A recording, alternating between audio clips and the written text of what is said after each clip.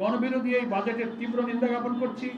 এই বাজেট প্রণয়নে কোনো ধরনের হটকারিতা জনগণ মেনে নেবে না। তাই অতি সত্বর অবাস্তবায়নযোগ্য, উচ্চাভিলাষী ও লুটপাটের সহায়ক বাজেট সংশোধন করে বিনিয়োগ বান্ধব জনকল্যাণমূলক বাজেট প্রণয়নের জন্য আমরা জামাত ইসলামীর পক্ষ থেকে আজকের এই সাংবাদিক সম্মেলনে জোর দাবি জানাচ্ছি।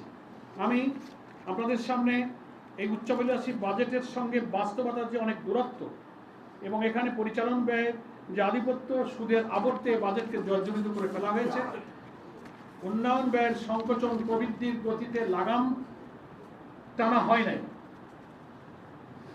ঘাটতি বাজেট আপনি লক্ষ্য করেছেন, আমি শুরুতেই বলেছি বড় ধরনের ঘাটতি বাজেট, এবং এখানে বলা হয়েছে জিডিপির অনুপাতে এই ঘাটতি 3.5%, যা আন্তর্জাতিক মানদণ্ড অনুযায়ী সহনীয় মনে হলেও এই অর্থায়ন প্রক্রিয়াটা কিন্তু ঝুঁকিমুক্ত হবে না।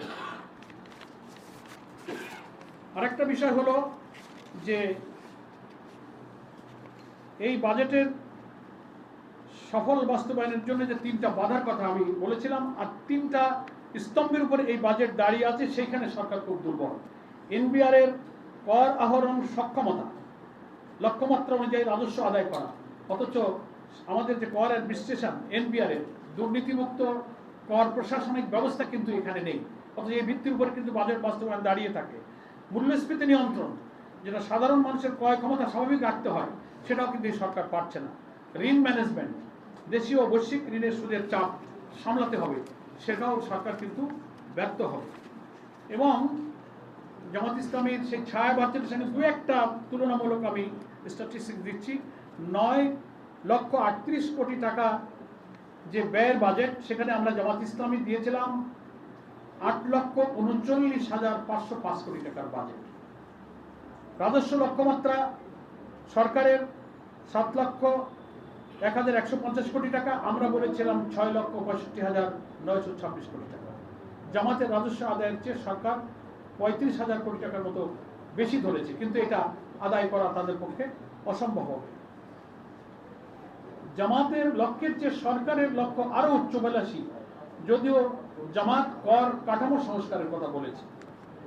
বাজেট ঘাটতি যে 2,36,450 কোটি টাকা, আর আমাদের জামাতের প্রস্তাবিত বাজেট ঘাটতি হচ্ছে 1,68,329 কোটি টাকা। জামাতের বাজেটে ঘাটতি অনেক কম, জিডিপি 2.43%, যেখানে সরকার হচ্ছে 3.5%। সম্মানিত সাংবাদিক বন্ধুগণ, বাজেট দর্শনের ব্যাপারে সরকারি বাজেট ও জামাতের ছায়া বাজেটের মধ্যে কেবল সংখ্যার পার্থক্য নয়, বরং অর্থনৈতিক দর্শন ও বাস্তবায়ন কৌশলে বড় ধরনের বৈপরীত্য আছে। তার মধ্যে একটা, যেটা আমি শুরুতে বলেছিলাম, যে অর্থ বছরের পরিবর্তনের প্রস্তাব আমাদের আমির জামাত রেখেছেন। এই ফিসক্যাল ইয়ারকে জুলাই জুন অর্থ বছর যেটা ছিল, এটা পাল্টে জানুয়ারি টু ডিসেম্বর আমাদের ক্যালেন্ডার ইয়ারে চলে আসতে হবে। কর আদায় পদ্ধতি এবং করদাতাদের স্বস্তির জন্য গভর্নমেন্ট কিন্তু প্রস্তাব সেই 3,75,000 টাকার আয়কে কর সীমার মধ্যে রেখেছেন, আর আমরা জামাত ইসলামী বলেছি 4,50,000 টাকাকে আয়ের কর সীমা পর্যন্ত নেওয়া। পরবর্তী বছরে আমরা 5 লাখ টাকাকে আমরা করযোগ্য আয়ের সীমা পর্যন্ত নিয়ে যাওয়ার প্রস্তাব দিয়েছি। ব্যয়ের অগ্রাধিকার ও খাত ভিত্তিক বরাদ্দ, আমরা সেখানে ডিটেলস বলেছি। করমুক্ত আর কি,